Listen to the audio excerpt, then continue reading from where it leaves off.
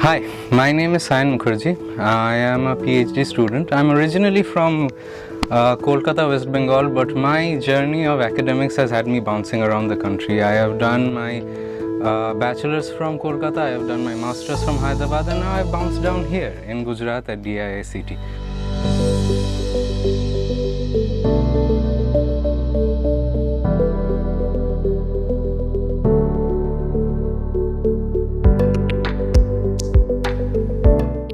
Coming into the part of research, when I came here, I was a bit confused with regard to what I want to do. And for those of you who are watching, you might have a similar bit of confusion. You might have an idea, but you might not know exactly what to do.